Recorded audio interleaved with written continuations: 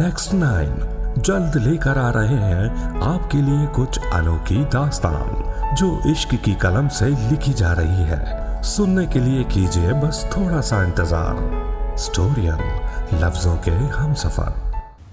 Star plus पर telecast होने वाले सीरियल ये रिश्ता क्या कहलाता है के अपकमिंग एपिसोड में एक तरफ जहां पर आप सभी के अक्षराभिमन्यु एक दूसरे से दूर होते नजर आएंगे, तो वहीं दूसरी तरफ अब जिंदा अवनी राठौर का सच मालूम चलने वाला है।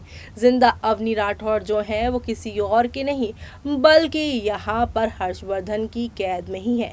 हर्षवर्धन का जो रोल आपने देखा है, जो किरदार आप देखते आ रहे हैं डे 1 से, आपने एक चीज़ नोटिस की होगी कि उनके लिए सबसे इम्पॉर्टेंट है उनकी इज्जत और उनका हॉस्पिटल। उस हॉस्पिटल से वो यहाँ पर जो है अपनी इमेज क्रिएट करने की हमेशा से कोशिश करते हैं। छोटा फंक्शन हो या फिर बड़ा फंक्शन हो, वो मीडिया को अक्सर ही बुलाते हैं। और जिस इंसान के लिए अपनी इज्जत बहुत प्यारी होती है, वो अपने काले कांडों को अक्सर ही छुपाए रखते हैं और हर्षवर्धन ने भी कुछ ऐसा किया है और यही राज उन्होंने सालों तक छुपाए रखा।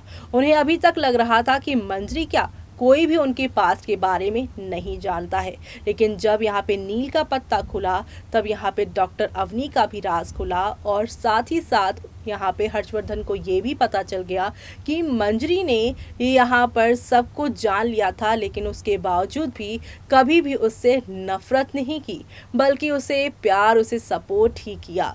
लेकिन अब जब यहाँ पर डॉक्टर अवनी वाला चैप्टर यहाँ क्लोज जो था इतने सालों से, जो ओपन हो गया अचानक से, उसका सच बिरला परिवार के सभी लोगों के सामने जब आया है तो सब लोग काफ़ी शॉक्ड हैं। मंजरी ने तो ये सच्चाई बताई है, लेकिन सबसे ज़्यादा गुस्सा इस समय जिसे आ रहा है वो महिमा है। महिमा जो कि मंजरी की बड़ी बहन भी है और बड़ी जेठानी भी, और अपनी बहन के साथ हुए सालों से बड़े इस धोखे को जानने के बाद महिमा काफ़ी शॉक्ड होंगी।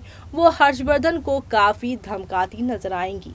साथ ही साथ अवनी के बारे में और भी बातें वो जानने की कोशिश करेंगी।